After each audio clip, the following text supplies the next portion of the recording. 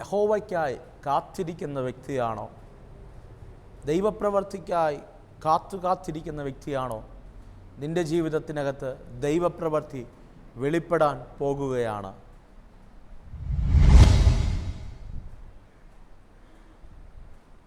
Praise the Lord. ദൈവപ്രവൃത്തിക്കായി കാത്തിരിക്കുന്ന വ്യക്തിയാണോ?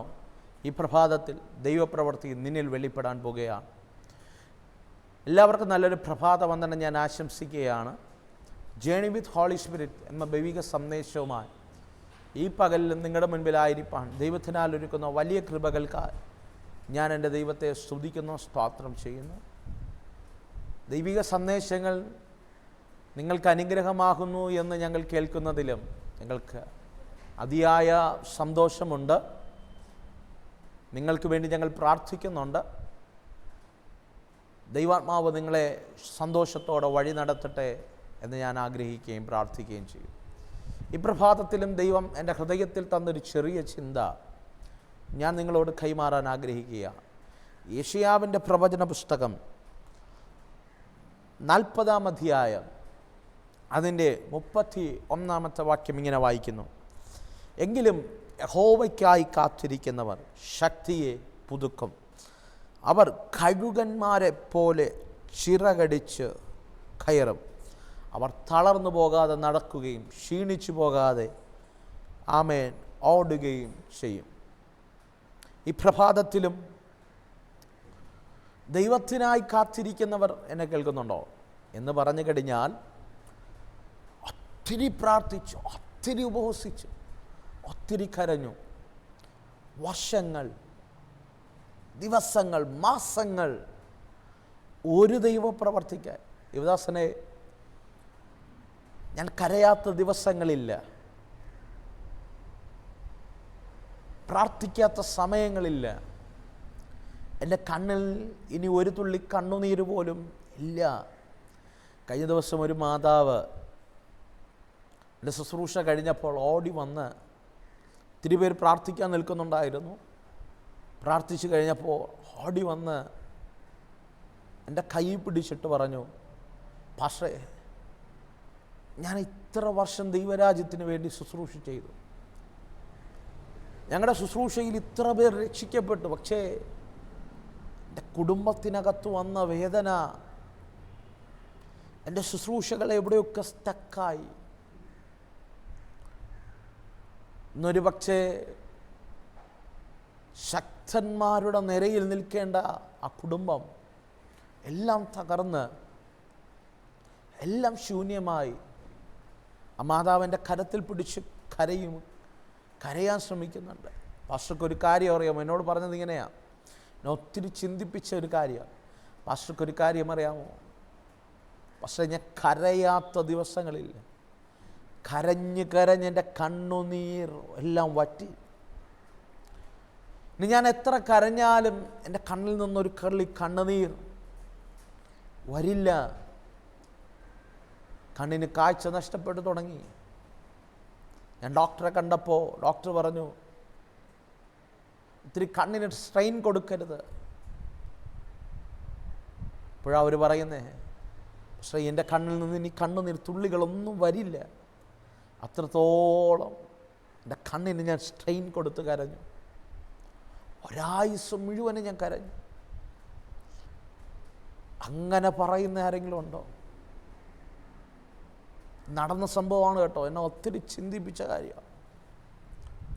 ഈ പ്രഭാതത്തിൽ ദൈവത്തിൻ്റെ പ്രവർത്തിക്കായി കാത്തിരിക്കുന്നവർ, ഒരു ദൈവിക ചലനത്തിനായി കാത്തിരിക്കുന്നവർ, ദൈവം എനിക്ക് വേണ്ടി ഒന്ന് പ്രവർത്തിച്ചെങ്കിൽ, ദൈവം എൻ്റെ തലമുറയ്ക്ക് വേണ്ടി ഒന്ന് പ്രവർത്തിച്ചെങ്കിൽ, എൻ്റെ കുടുംബത്തിന്, എൻ്റെ സഭയ്ക്ക് വേണ്ടി ദൈവം ഒന്ന് പ്രവർത്തിച്ചെങ്കിൽ, ഞാൻ ആഗ്രഹിക്കുന്ന രീതിയിൽ എൻ്റെ ദൈവം എൻ്റെ ശുശ്രൂഷയൊന്ന് മാനിച്ചെങ്കിൽ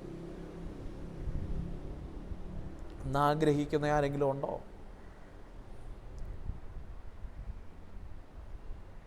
ഈ പ്രഭാതത്തിൽ ദൈവത്തിന് പറയാനൊരു ദൂതുണ്ട്. പ്രിയരെ, നീ ദൈവത്തിനായി കാത്തിരുന്നാൽ നിൻ്റെ കാത്തിരിപ്പിൻ്റെ നാളുകളൊന്നും വെറുതെയല്ല. നീ ഒരു ദൈവപ്രവർത്തിക്കായിട്ടല്ലേ കാത്തിരുന്നത്. പലപ്പോഴും നമ്മൾ കാത്തിരിക്കുന്ന സമയത്താകണമെന്നില്ല ദൈവപ്രവൃത്തിയുടെ സമയം. നമ്മൾ ചിന്തിക്കുന്ന സമയത്താകണമെന്നില്ല ദൈവപ്രവൃത്തിയുടെ സമയം. നമ്മൾ പറയും, നമ്മൾ കാത്തിരുന്നു, വേദനിച്ചു, സങ്കടപ്പെട്ടു, ഒത്തിരി നിലവിളിച്ചു. പ്രിയരെ, ആ സമയമാകണമെന്നില്ല ദൈവപ്രവൃത്തിയുടെ സമയം. ഞാൻ ആത്മാർത്ഥമായി ഒരു ദൂത് നിങ്ങളെ നോക്കി പറയട്ടെ. ദൈവപ്രവൃത്തിയുടെ സമയം വ്യത്യസ്തമായിരിക്കാം. വചനം പറയുന്നു, സൂര്യന് കീഴെ ഉള്ള സകലത്തിനും ഒരു കാലമുണ്ട്, എല്ലാത്തിനും ഒരു സമയമുണ്ട്. അതുപോലെ നമ്മിൽ ദൈവപ്രവൃത്തി വെളിപ്പെടാനും ഒരു സമയമുണ്ട്.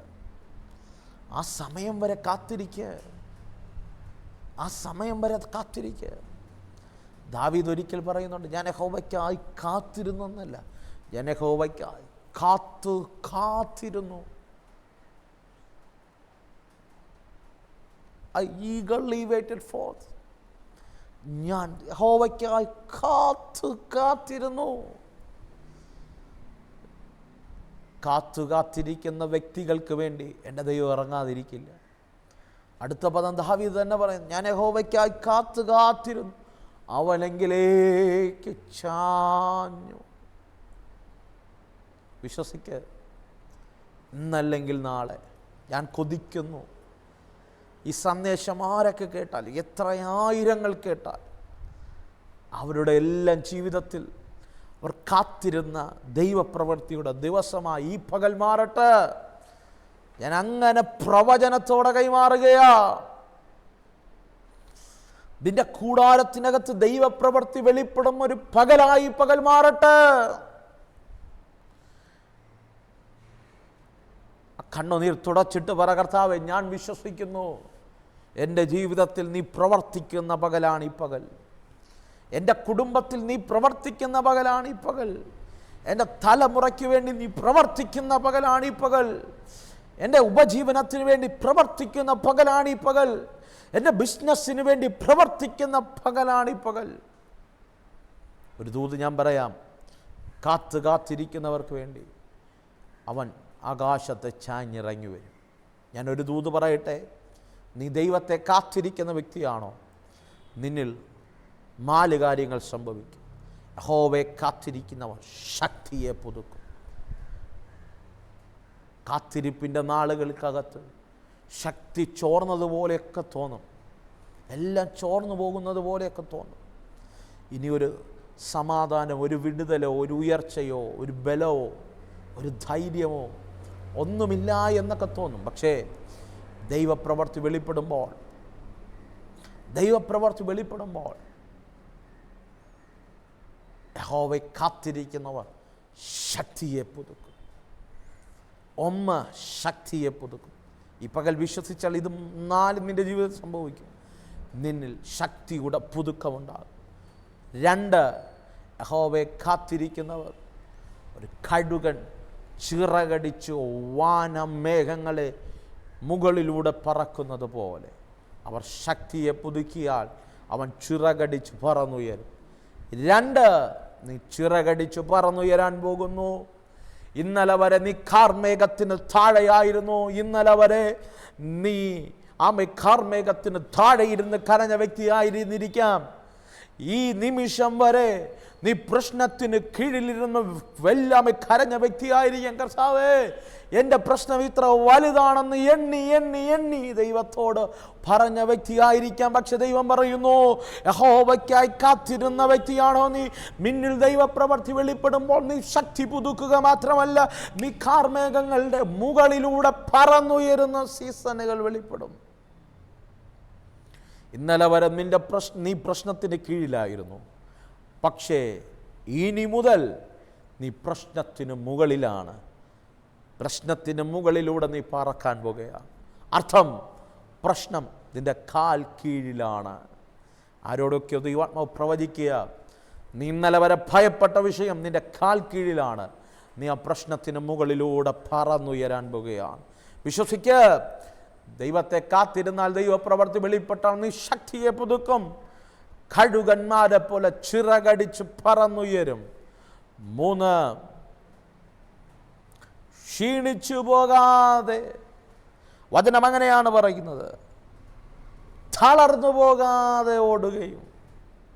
ഇന്നലകളിൽ തളർന്നിരിക്കാം, നിന്നെ ഏതൊക്കെ സാഹചര്യങ്ങൾ തളർത്തിയേക്കാം, ഏതൊക്കെ വ്യക്തികളുടെ വാക്കുകൾ, പ്രവർത്തികൾ, നോട്ടങ്ങൾ, ചിന്തകൾ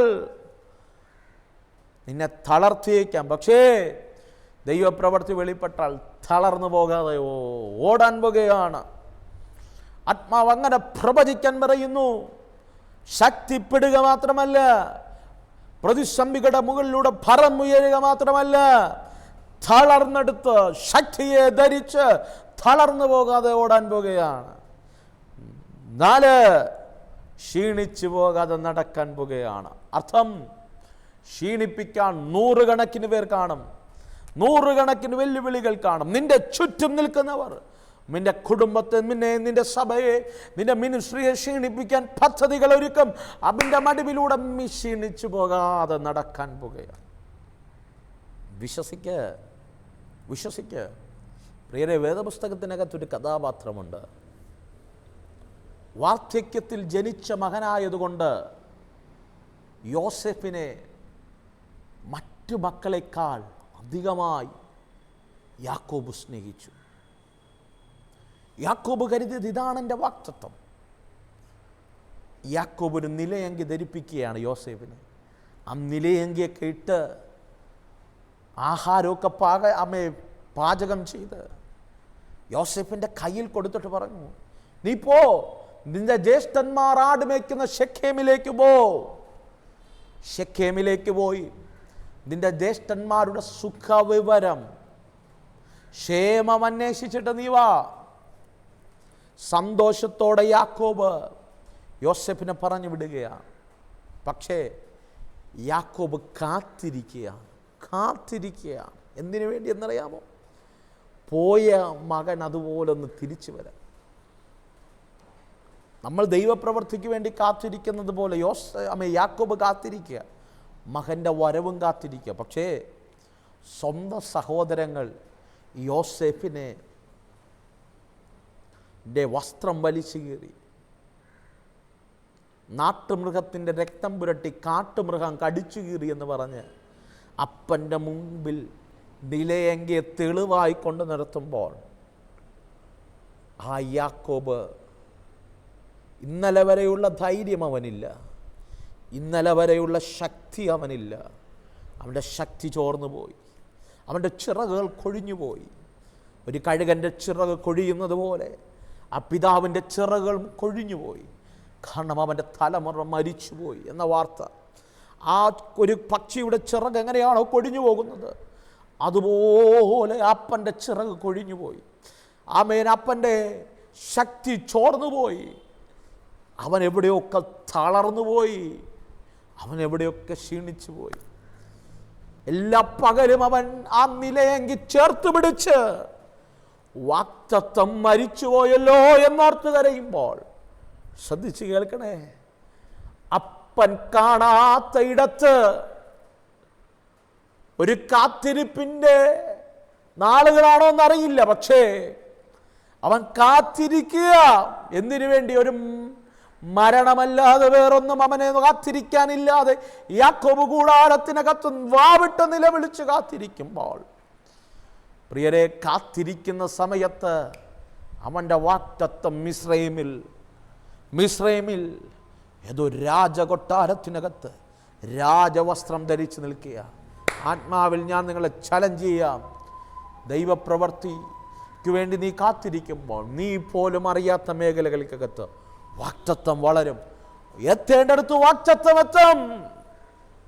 പക്ഷെ വചനം പറയുന്നു, ശക്തി ചോർന്നതുപോലെ, ചിറക് കൊടിഞ്ഞതുപോലെ, തളർന്നു പോയതുപോലെ, ക്ഷീണിച്ചു പോയതുപോലെ ഒരപ്പൻ കൂടാരത്തിനകത്തൊതുങ്ങി കരഞ്ഞ് ജീവിക്കുമ്പോൾ, രാജകൊട്ടാരത്തിനകത്തുനിന്ന് യോസേഫ് അഴിച്ച രഥങ്ങൾ യാക്കോബിനെ കയറ്റി തിരിച്ച് മിസ്രൈമിലെ കൊട്ടാരത്തിൽ കൊണ്ടിരുത്തി. യാക്കോബ് യോസേഫിനെ കണ്ടപ്പോൾ വചനം ഇങ്ങനെ പറയുന്നു, യാക്കോബ് യോസേഫിനെ കണ്ടപ്പോൾ യാക്കോബിന്റെ മേൽ ചൈതന്യം വെളിപ്പെട്ടു. അർത്ഥം, ദൈവപ്രവൃത്തി അവനിൽ വെളിപ്പെട്ടപ്പോൾ നഷ്ടപ്പെട്ടു പോയ, ചോർന്നുപോയ ശക്തി തിരിച്ചു വന്നു. ഒരു കഴുകന്റെ തൂവലുകൾ വീണ്ടും മുളച്ചു വരുന്നത് പോലെ അവന്റെ മേൽ ചിറകുകൾ മുളച്ചു വന്നു. തളർന്നു പോയെടുത്ത് അവൻ ഓടാനുള്ള, തളർന്നു പോകാതെ ഓടാനുള്ള ശക്തി ലഭിച്ചു. ക്ഷീണിച്ചു പോയിരുന്നെടുത്ത് ക്ഷീണിക്കാതെ നടക്കാനുള്ള ഫലം അവനിൽ വെളിപ്പെട്ടു. How it happen? ദൈവത്തിനായി കാത്തിരുന്നവർക്ക് വേണ്ടി ദൈവം പ്രവർത്തിക്കാതിരിക്കില്ല. അതുകൊണ്ടാണ് ദാവീദ് പറഞ്ഞത്, ഞാൻ യഹോവയ്ക്കായി കാത്തിരിക്കും. ഈ പകൽ യഹോവയ്ക്കായി കാത്തിരിക്കുക. എവിടെ നീ തളർന്നോ അവിടെ നീ ശക്തനായി മാറും. എവിടെ നിന്റെ വാക്തത്വം നഷ്ടപ്പെട്ടു എന്ന് നീ പറയുന്നു, അവിടെ ദൈവിക വാക്തത്വം നിന്നിൽ വെളിപ്പെടും. ഈ പ്രഭാതത്തിൽ ഞാൻ നിങ്ങളെ അനുഗ്രഹിച്ച് പ്രാർത്ഥിക്കാൻ പോവാ. എന്നോട് കൂടെ ചേർന്ന് പ്രാർത്ഥിച്ചു. സ്വർഗീയമല്ല കർത്താവ്, ഈ നിമിഷം എന്നോട് കൂടെ ചേർന്ന് പ്രാർത്ഥിക്കുന്നു. ഈ ജനത്തെ അങ്ങയുടെ കരങ്ങളിൽ ഏൽപ്പിക്കും. ഞാൻ ഈ നിമിഷം ഈ ജനത്തിന് വേണ്ടി പ്രാർത്ഥിക്കുമ്പോൾ അവിടെ മേൽ ദൈവിക ഫേവറുകൾ വെളിപ്പെടട്ടെ. കാത്തിരിക്കുന്ന വിഷയങ്ങളുടെ നടുവിൽ ശക്തിയെ പുതുക്കുന്നവരായി മാറും. ചിറകടിച്ചു പറന്നുയരുന്നവരായി മാറട്ടെ.